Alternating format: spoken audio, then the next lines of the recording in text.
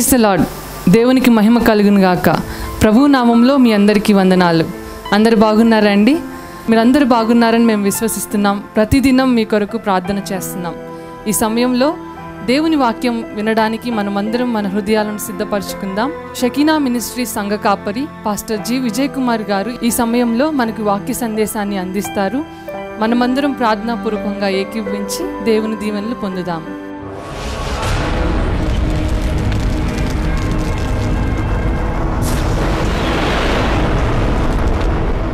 యెహోషువ గ్రంథం 7వ అధ్యాయం 10వ వచనం చదివినట్లయితే, యెహోషువతో ఇట్లనెను, లెమ్ము నీవేళ ఇక్కడ ముఖము నేల మోపుకొందువు.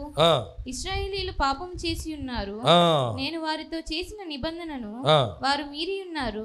శపితమైన దాన్ని కొంత తీసుకొని దొంగిలి బొంకి తమ సామానులో దాన్ని ఉంచుకొని ఉన్నారు. చాలా దానికంటే ముందు వచ్చిన కూడా చదవండి.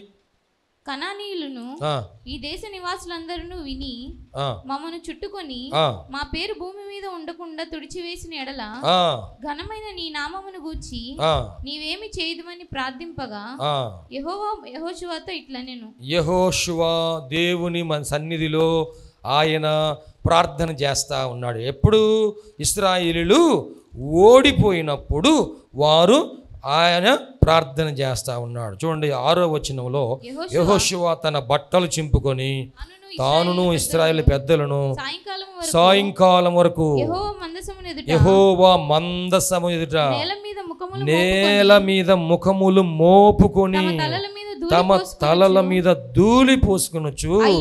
అయ్యో ప్రభువా యెహోవా. చూడండి ఎలాగా ప్రార్థన చేస్తున్నారంటే అండి, మందసము ఎదుట. మందసం ఎవరికి సూచనగా ఉంది?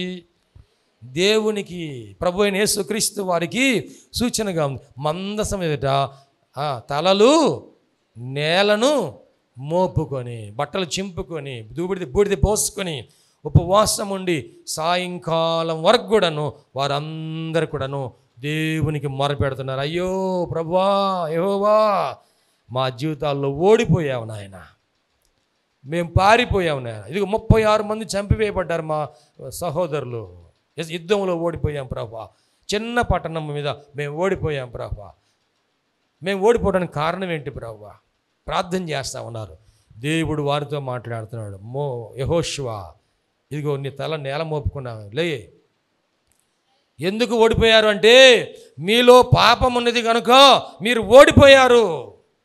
చూడండి, మనం జీవితంలో దేవుని సన్నిధిలో ఎంతగా మనం తగ్గించుకోవాలంటే, మోషే నేలమట్టం వరకు సాగిలపడ్డాడు. అబ్రహాము నేలమట్టం వరకు సాగిలపడ్డాడు. యెహోషువ తలను నేల మీద మందసం ఎదుట మోపి దేవునికి మొరపెడుతున్నాడు. అటువంటి ప్రార్థన మన జీవితంలో మనం కలిగి ఉండాలి.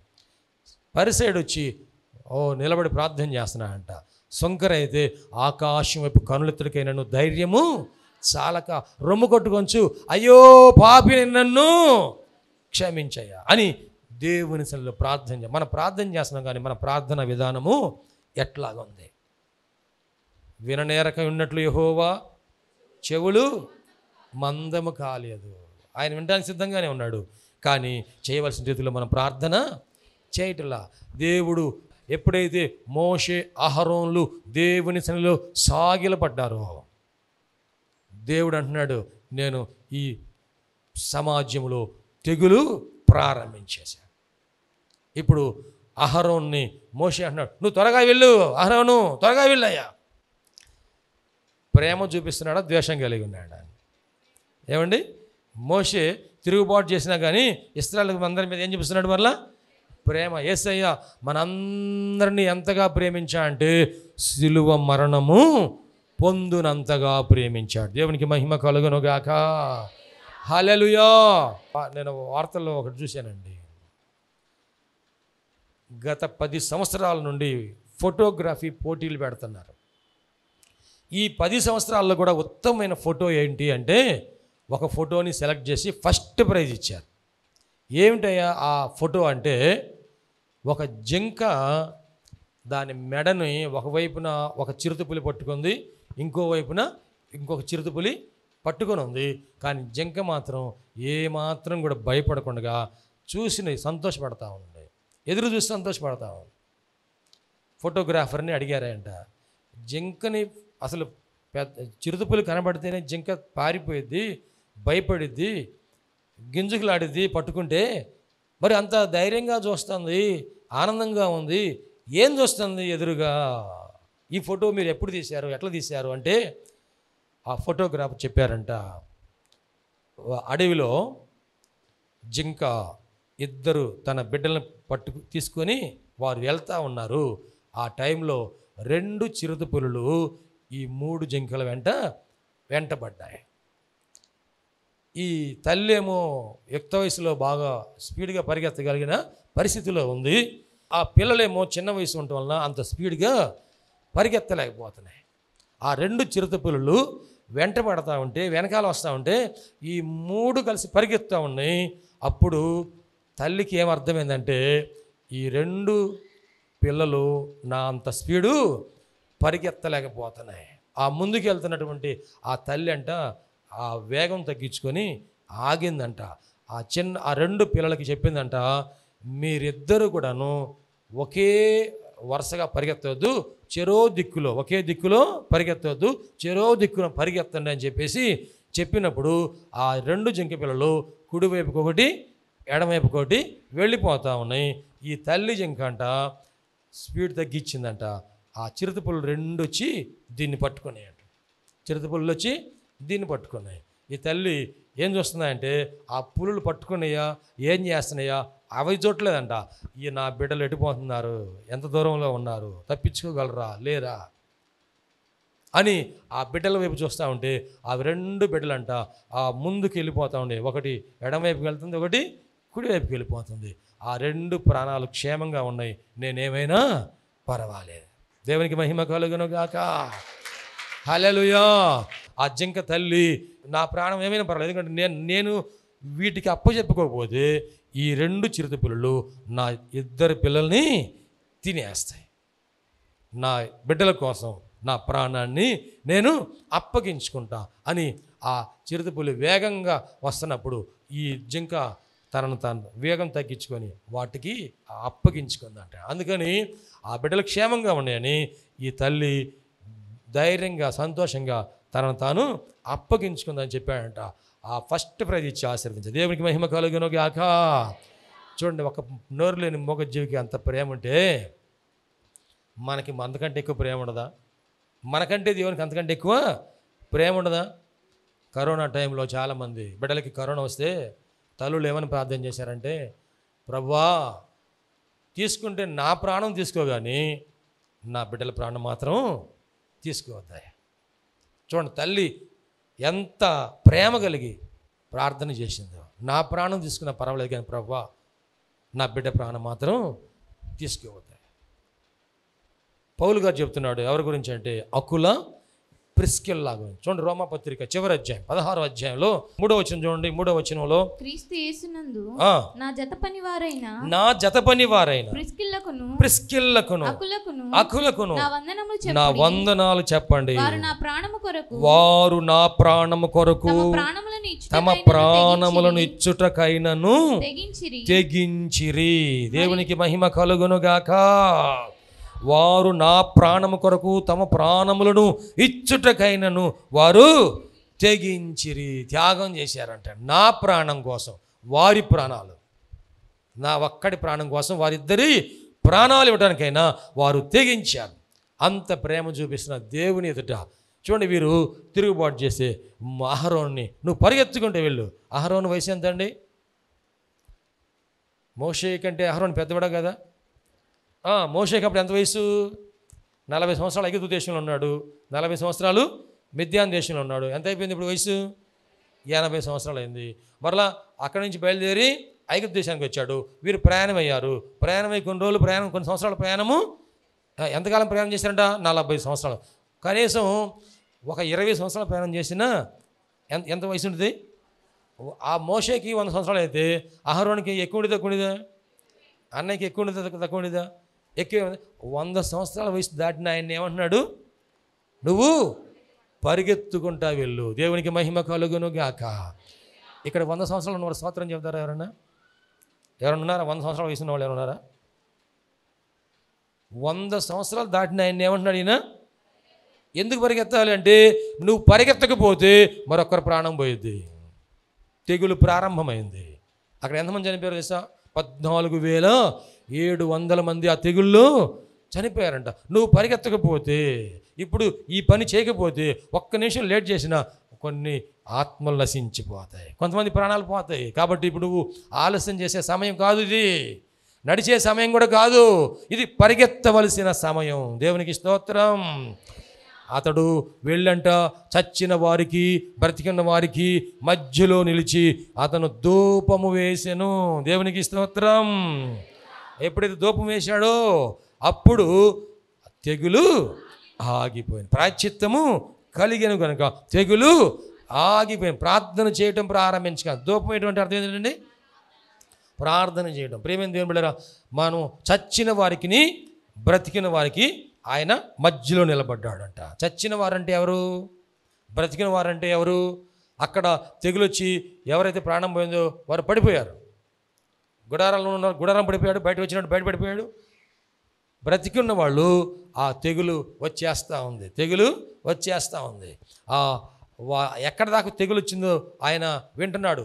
ఆ చచ్చిపోయే వాళ్ళందరూ కేకలేస్తున్నారు, అయ్యో మాకు తెగులు వచ్చేసింది, చనిపోతున్నాం, పడిపోతున్నాం అని. ఆ ఇంట్లో ఉన్న వాళ్ళందరూ పడిపోతుంటే అందరు కేకలేస్తున్నారు. పరిగెత్తుకుంటూ వచ్చాడు. తెగులు ఎక్కడ దాకా వచ్చిందో అక్కడ నిలబడ్డాడు. ఇటువైపున చనిపోయిన వారు ఉన్నారు, ఇటువైపున బ్రతికిన వారు ఉన్నారు. మధ్యలో నిలబడి ధూపం వేయడం ప్రారంభించాడు. దేవునికి మహిమ కలుగును గాక. చచ్చిపోయిన వారు అంటే ఆత్మీయ అర్థం ఏంటండి? మీరు మీ అపరాధముల చేతను పాపముల చేతను చచ్చిన వారై ఉండగా. దేంతో అనంటండి? అపరాధముల చేత పాపముల చేత. అంటే మనము మన పాపములు చేయని వారు ఎవరైనా ఉన్నామా? అపరాధములు చేయని వారు ఎవరైనా ఉన్నామా? తెలిసి తెలియక మనం పొరపాట్లు చేసామండి. ఆ పొరపాట్లు చేయని వారు ఎవ్వరూ లేరు. అయితే కొంతమంది తెలుసుకున్నారు నేను పొరపాటు చేశానని, కొంతమంది ఇంకా తెలుసుకోలేదు. తెలుసుకోకపోయినా తెలుసుకున్న పాపం చేసిన వారు చనిపోయిన వారి లెక్కలోనే ఉన్నారు. పాపం చేసిన వారు చనిపోయిన లెక్కలోనే ఉన్నారు. ఎవరైతే తెలుసుకున్నారో నా పాపములు నీ రక్తంలో కడుగు ప్రభువా అని దేవునికి అప్పగించుకున్నారో దేవుడు వారందరి పాపాలను కడిగివేశాడు. ఇప్పుడు కడిగివేసిన వారు ఎవరైతే కడిగివేయబడ్డారో వారందరూ కూడాను జీవం పొందిన వారి లెక్కలోకి వచ్చేసారు. దేవునికి మహిమ కలుగును గాక. జీవం పొందిన వారంటే ఎవరై అంటే మారు మనసు పొంది, పాప క్షమాపణ పొంది, బాప్తిసం పొంది, జీవాహారమును పుచ్చుకునేవారు, జీవం కలిగిన వారు. రక్షణ పొందని వారందరూ కూడా ఏ స్థితిలో ఉన్నారండి? చచ్చిన స్థితిలో ఉన్నారు. ప్రతి దేవుని బిడ్డలారా, నువ్వు ఏ స్థితిలో ఉన్నావో, బాప్తిసం పొందిన వారందరూ కూడా ఏ స్థితికి వచ్చారండి? బతికిన లెక్కలోకి వచ్చారు, సజీవుల లెక్కలోకి వచ్చేసారు. బాప్తిసం పొందని వారు సజీవుల లెక్కలో ఇంకా రాలేదు, ఇంకా ఆ చచ్చిన స్థితిలోనే ఉన్నాము. జాగ్రత్తగా గమనించండి. మన కుటుంబంలో సజీవులు ఎంతమంది ఉన్నారు, నిర్జీవులు ఎంతమంది ఉన్నారు కదా? వారి మధ్యలో మనం నిలబడి ఏం చేయాలి? ధూపం వేయాలి. ధూపం అంటే ఏంటండి? ప్రార్థన. ధూపం వేయటం అంటే ప్రార్థన చేయటం, ప్రార్థన చేయటం. పొగ.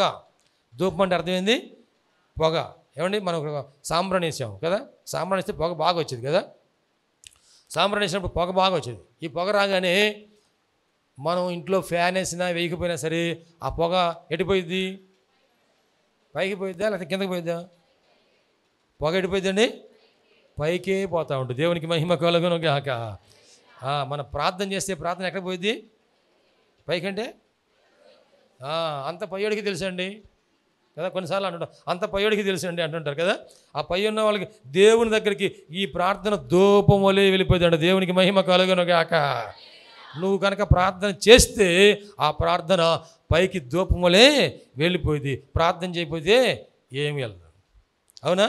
ఈ ఉపవాస ప్రార్థనలో మనం ప్రభుకి ప్రతిష్ఠించుకోవాలి, అప్పగించుకోవాలి, సాగిలపడి సమర్పణ చేసుకోవాలి. ఎప్పుడైతే మనం ధూపం వేయటం ప్రారంభిస్తామో దేవుని కార్యాలు మనం వెంటనే అనుభవిస్తాం. ఇక్కడ చూడండి, ఆయన అహరోను ధూపం వేయగానే అక్కడ ఏం జరిగింది అంటే తెగులు ఆగిపోయిను. దేవునికి మహిమ కలుగును గాక.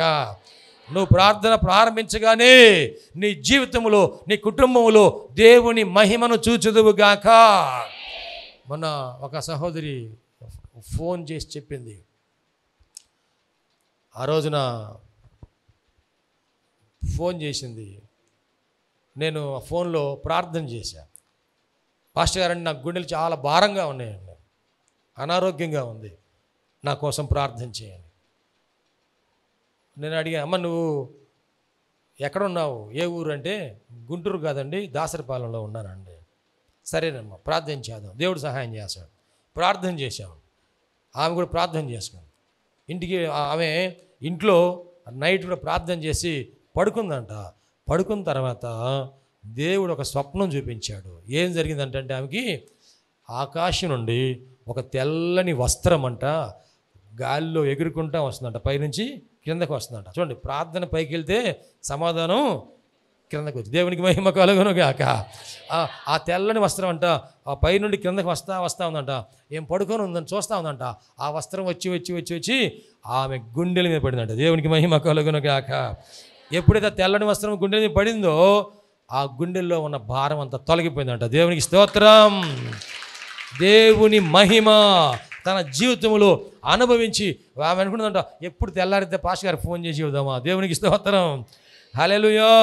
పాస్టర్ గారండి, రోజు నేను టీవీలో మీ వాక్యం వింటూ ఉంటాను. ఉదయాన్నే 7 గంటలకి మీ పాటలు వింటున్నానండి, సాయంత్రం 6:30కి మీ వాక్యం వింటున్నానండి అన్న.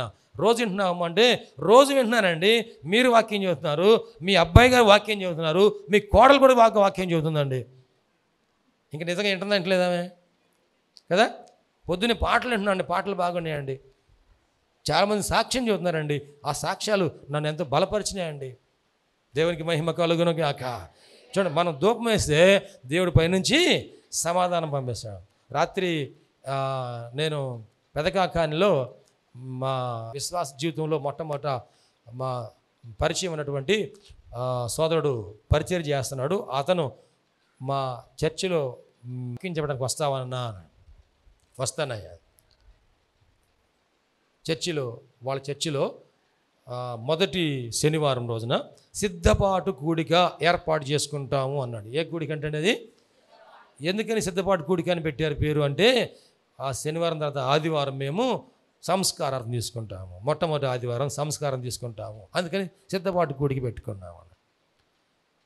వచ్చి వాక్యం చెప్పండి అంటే, నేను 87వ సంవత్సరంలో అక్కడ సంఘంలో ఉన్నప్పుడు అతనికి వివాహం అయింది. భార్యాభర్త ఇద్దరు చర్చికి వచ్చేవాళ్ళు. అయితే అప్పుడు వారు ప్రార్థన సహాయం ఏం చెప్పేవాళ్ళు అంటే, మాకు గర్భఫలం కొరకు ప్రార్థన చేయండి. 1 సంవత్సరం అయింది, 2 సంవత్సరాలు అయింది, 3 సంవత్సరాలు అయింది, సంతానం కలగల. గర్భఫలం కొరకు ప్రార్థన చేయండి అని అందరికి చెబుతూ ఉండేవాళ్ళు. అయితే నిన్న మేము వెళ్ళినప్పుడు నేను అడిగాను, మీకు పిల్లలు ఎంతమంది అయ్యా అంటే, ఇదిగో ఈ కాంగోస్ కొట్టే అబ్బాయి మా అబ్బాయి అన్నాడు పాస్టర్ గారు. ఆ అబ్బాయికి దాదాపు 17-18 సంవత్సరాల వయసు ఉంది. దేవునికి స్తోత్రం అండి. హల్లెలూయా. ఇంకా 2 ఆడపిల్లలు ఉన్నారు, దీనికి ముందు పెళ్ళిళ్ళు చేసి పంపించాం. దేవునికి మహిమ కలుగును గాక. చూడండి, సంతానం లేదు అని ప్రార్థన చేయించుకుని ఎంతమంది పుట్టారంట? 3 బిడ్డలను దేవుడిచ్చి ఆశీర్వదించాడు. దేవునికి మహిమ కలుగును గాక. అప్పుడు సంఘంలో వాళ్ళిద్దరు భార్య భర్త చక్కగా పాటలు పాడుతూ ఉండేవాళ్ళు, దేవుడిని సేవ చేస్తూ ఉండేవాళ్ళు.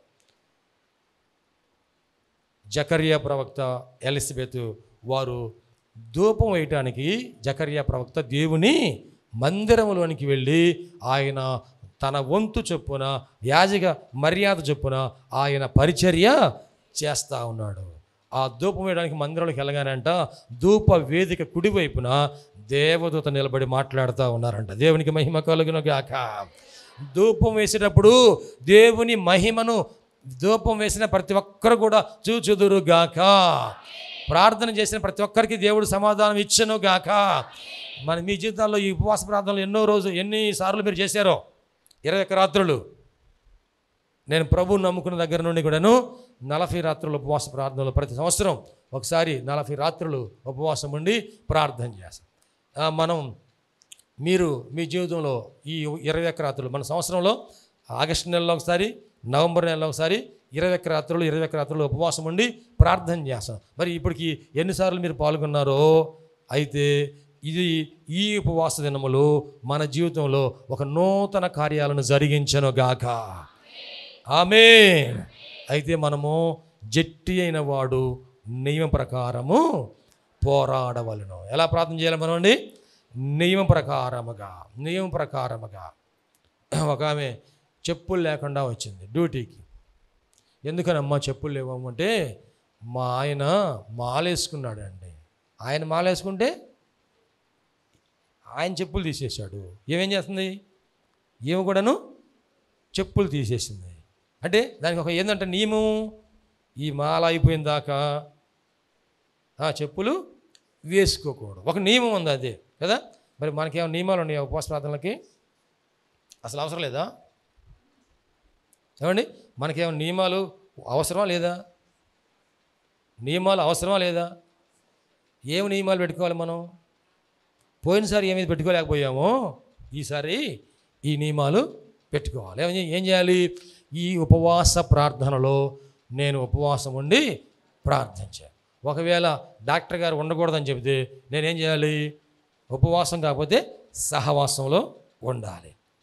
సహవాసం మందిరంలో సంఘ సహవాసంలో అపోస్తుల బోధ యందును సహవాసమందును రొట్టె విరుచుట యందును ప్రార్థన చేయడం ఎడతెగక ఉండాలి. అయితే ఈ ఉపవాస ప్రార్థనలో నేను ఇటువంటి నియమం కలిగి ఉంటాను అని ఒక నిశ్చయత మనము కలిగిన వారముగా రావాలి. టైం చర్చికి మనం రోజు రాత్రి 7 గంటల నుంచి 9 గంటల ప్రార్థన జరుగుతుంది. ఏ టైంకి మనం రావాలి? ఎప్పుడైనా రావచ్చు, గేట్లు తీసే ఉంటాయి అనుకోవాలా? ఎప్పుడు రావాలి మనం? ఒక నియమం ఉందా లేదా? నియమం ఉన్నవాళ్ళు శ్రద్ధగా వస్తారు. నియమం లేకపోతే ముసలమ్మ ముచ్చట్లు పెట్టుకొని అరుగుల మీద కూర్చొని అరుగులన్నీ నున్నగా చేస్తారు బాగా. దానివల్ల ఉపయోగమా? ఈ టైంలో సంఘములో ప్రార్థన జరుగుతుంది. ఆ లైవ్ ఆన్ చేయగానే లైవ్లో ప్రార్థన చేస్తూ ఉన్నారు. అమ్మో ప్రార్థన బిగిన్ చేశారు కాబట్టి ఇంకా మనం ఆలస్యము చేయకూడదు, త్వరగా రావాలని ఆతృత మనలో ఉండాలి. ఆశ కలిగిన ప్రాణాన్ని దేవుడు మేలుతో తృప్తిపరచే దేవుడు. మనం చేసే ఉపవాసం కూడాను ఇది శ్రేష్టమైన ఉపవాసం కూడా కాదు. రాత్రిపూట మాత్రమే మనం ఇక్కడ ఉపవాసం ఉండి ప్రార్థన చేస్తున్నాం కదా. మనతో పాటు మనకంటే చాలామంది బరువు పెరిగిన వాళ్ళని దేవుడు డాక్టర్ గారు అంటున్నారు, రాత్రిపూట మీరు అన్నం తినబాకండమ్మా అంటున్నాడు. వాళ్ళు తింటలా రాత్రిపూట అన్నం. ఎందుకని? ఆరోగ్యం కోసం. గమనించారా? అన్నం తినబాకండి అంటే అన్నం తినకుండా ఆగుతున్నారు. మనం కూడా అంతేగా, ఈ 20 రాత్రులు అంతే కదా. అందుకని మనం బరువు పెరగకుండా యాక్టివ్గా బాగా ఆరోగ్యంగా ఈ సంవత్సరం అంతా కూడా మనం ఉండవలసిన బరువే ఉంటున్నాం. దేవునికి స్తోత్రం, హల్లెలూయా. ఒకవేళ ఉపవాసం ఉండని వాళ్ళు ఉంటున్నారా? కొంచెం అక్కడ తేడా అవుతుంది. దేవునికి స్తోత్రం. కేజీలు నెలకి కేజీలు పెరుగుతూ ఉన్నారు. ఉపవాసం ఉన్న వాళ్ళకి ఏమో పెరగట్లేదు, ఉపవాసం ఉండని వాళ్ళకి ఏమో మాంసం పెరుగుతుంది. ఏం పెరుగుతుంది? అందులో వాళ్ళు మాంసం తింటున్నాం, వాళ్ళు మామూలు మాంసం కాదు. ఏట మాంసం ఉంటే తింటా, లేకపోతే తిన్నాం. అమ్మో నాయన ఏం బరువు తక్కువ ఉన్నావా? ఏమండి, ఉపవాసం ఉన్నప్పుడు మనం దేవునితో సహవాసంలో, ఇప్పుడు మోషే ఆ మేఘం కింద ఉన్నాడు. దేవునికి మహిమ కలుగును గాక. అహరోను ఆ మేఘం కింద ఉన్నాడు. విజ్ఞాపనం చేశారు, ప్రార్థన చేశారు. దేవుడు అద్భుత కార్యం జరిగించాడు.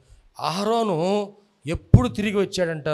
తెగులు ఆగిపోయిన తరువాత తిరిగి మరలా ప్రత్యక్ష గుడార ద్వారము దగ్గర ఉన్న మోషే దగ్గరికి తిరిగి వచ్చాను.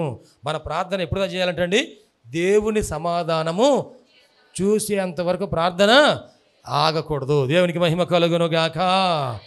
దేవుని సమాధానము ఈ 21 రాత్రుల ఉపవాస ప్రార్థనలో మనం అనుభవించుదుము గాక. ఆ సమాధానం పొంది మనము సాక్ష్యం చెప్పుదుము గాక. అది ఎటువంటి అవసరమైన, ఎటువంటి సమస్య అయినా, ఆత్మ సంబంధమైన ఆశీర్వాదమైన, భౌతిక సంబంధమైన దీవెనైనా, శరీర సంబంధమైన ఆరోగ్య విషయమైనా, ఏ కుటుంబ సంబంధమైన సమస్యలైనా, ఏదైనా సరే, దీర్ఘకాలిక సమస్యలైనా సరే, జటిలమైన సమస్యలైనా సరే, మనము ధూపం వేసినప్పుడు, ప్రార్థన చేసినప్పుడు ఈ ఉపవాస దినములలో దేవుడు దర్శించి సమాధానముతో నింపును గాక.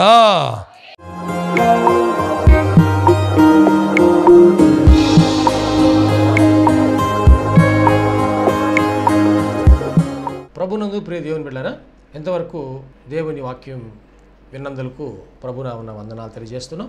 మనం అందరం ప్రార్థనలో ఏకీపిద్దాం. తలలు వంచి కనులు మూసుకొని ప్రార్థనలో ఏకీపిద్దామండి. ప్రార్థించుకుందాం. మహోన్నతుడైన దేవ, పరిశుద్ధుడైన మా ప్రభువా, నీ పరిశుద్ధమైన పాదములకు వందనాలు. ఇదిగో నాయన, ఈ వాక్యము ద్వారా మాతో మీరు మాట్లాడినందుకు వందనాలు ప్రభా. అవును, నువ్వు సజీవుడైన దేవుడు అయ్యా, మాట్లాడే దేవుడవు ప్రభా. ఈ వాక్యం మా హృదయంలో పదిలిపరుచుకుంటూ సహాయం చేయండి. సంపూర్ణమైన మారు మనసు మాకు దయచేయండి. పాప క్షమాపణ అనుభవం మాకు దయచేయండి. రక్షణ ఆనందం మాకు దయచేయండి ప్రభువా. ఈ అనారోగ్యములు, బలహీనతలు, సమస్యలు, శోధనలు, సైతాను ఆటంకాలు అన్నీ కూడా యేసుక్రీస్తు నామములో తొలగించండి నాయన. పరిశుద్ధాత్మ దేవ, మీ కార్యం జరిగించండి అయ్యా. మీరు మాకు తోడుగా ఉండి దీవించండి. మమ్మల్ని, మా కుటుంబం జ్ఞాపకం చేసుకోండి. మా బిడ్డలు మీరు ఆశీర్వదించండి ప్రభువా. మా కుటుంబంలో రక్షణ ఆనందం సంపూర్ణంగా దయచేయండి. ఎటువంటి అవసరాలని మీకు తెలుసునైనా ప్రతి అవసరతలో కూడా మాకు సహాయం దయచేయండి. అన్ని విషయాలు కూడా మీరు దీవించండి. ఈ టీవీ ప్రోగ్రాం చూసిన ప్రతి ఒక్కరిని పేరు వరుసన మీరు దీవించి రక్షించి మీరు అక్కడ సిద్ధపరచండి. మంచి భవిష్యత్తును వారికి దయచేసి మీ కృపలో మీరు వర్ధలు చేయమని నీకే సమర్పణ చేసుకుంటూ యేసయ్య పరిశుద్ధ నామములో స్తుతించి ప్రార్థించి వేడుకుంటున్నాము తండ్రి. ఆమెన్. తండ్రి, కుమార, పరిశుద్ధాత్మ త్రియేక దేవుని దీవెన తోడుగా నడిపించను గాక. Amen, amen, amen. మీ అందరికీ ప్రభునామన వందనాలు. దేవుడు మిమ్మల్ని దీవించను గాక. ఆమెన్. ప్రభునందు ప్రియమైన సహోదరి సహోదరులందరికీ షకీనా ప్రార్థనా మందిరం తరపున హృదయపూర్వక వందనాలు తెలియజేస్తున్నాం. దేవుని కృప వలన 2012వ సంవత్సరంలో 350 గజముల స్థలంలో ఈ మందిరం నిర్మించుకోవడానికి ప్రభు కృపించారు. 2016వ సంవత్సరంలో నూతన స్థలం 180 గజముల స్థలం తీసుకోవడానికి ప్రభు సహాయం చేశారు. ఈ సమయంలో ఈ స్థలం అంతటిలో కూడాను మందిరం నిర్మించుకోవడానికి ప్రభు ఏర్పాటు చేసి ఉన్నారు కనుక ఈ మందిర నిర్మాణం, పాత మందిరం తీసివేసి నూతన మందిర నిర్మాణం కార్యక్రమం ప్రారంభించబడిందని దయచేసి ఈ మందిర నిర్మాణం కొరకు మీరు అందరూ ప్రార్థన చేయాలని, ప్రేరేపించబడిన వారందరూ కూడాను ఈ మందిర నిర్మాణంలో 106 అడుగుల పొడవు 45 అడుగుల వెడల్పు కలిగిన ఈ స్థలం అంతట్లో మందిర నిర్మాణం స్లాబ్ వేయటం జరుగుతుంది కనుక దయచేసి ప్రేరేపించబడిన వారందరూ కూడా మీ ఆర్థిక సహాయ సహకారాలు అందించి ప్రార్థించి మీరు దీవించబడాలని ప్రభునామన మనవి చేస్తున్నాం. ఈ స్క్రీన్ మీద చూపించబడుతున్న నంబర్కు మీరు ఫోన్పే కానీ, గూగుల్ పే కానీ, లేక మా అకౌంట్ నంబర్కి మీరు కానుక పంపించి సహాయం చేయాల్సిందిగా కోరుతున్నాం. లేక మీరు ప్రత్యక్షంగా వచ్చి ఈ మందిర నిర్మాణ కార్యక్రమాన్ని చూసి మీరు కానుక అందించి దీవించబడాలని ప్రభునామన మనం చేస్తాం. ప్రభు మనందరికీ తోడుగా ఉండి ఆశీర్వదించును గాక. ఆమెన్. షకీనా ప్రార్థనా మందిరంలో ఆదివారపు ఆరాధనకు మా ఆహ్వానం. అనారోగ్యంతో బాధపడుచున్నారా? దురాత్మలతో పీడింపబడుచున్నారా? పాపపు అలవాట్లు మానలేకపోతున్నారా? కుటుంబ సమస్యలతో కృంగిపోతున్నారా? భవిష్యత్తు గురించి భయపడుచున్నారా? షకీనా ప్రార్థనా మందిరానికి ఇదే మా ఆహ్వానం. రక్షణానందం పొందడానికి, ఆరోగ్యము, ఆశీర్వాదం పొందడానికి, పరిశుద్ధాత్మ అభిషేకం పొందడానికి, ప్రభు రాకడ కొరకు సిద్ధపడుటకు ఆదివారం ఉదయం 7:30 గంటలకు జరుగు ఆరాధనకు అందరికీ ఇదే మా ప్రేమపూర్వక ఆహ్వానం. షకీనా మెలోడీస్ అను మా పాట DVDలు, CDలు మరియు పాటల పుస్తకములు మా యొద్ద లభించును మరియు గుంటూరులోని ప్రబోధ బుక్స్టాల్ నందు మీకు లభించును. ఈ సందేశం మీకు ఆశీర్వాదకరంగా ఉందని నమ్ముచున్నాం. మీ ప్రార్థన అవసరతలకు మరియు మరిన్ని వివరములకు సంప్రదించవలసిన మా address pastor G. Vijay Kumar గారు, షకీనా ప్రార్థనా మందిరం, శారదా కాలనీ, 32వ లైన్, గుంటూరు. మా ఫోన్ నంబర్స్ 9963242497 మరియు ఒక నంబర్ 8885539777. Praise the lord.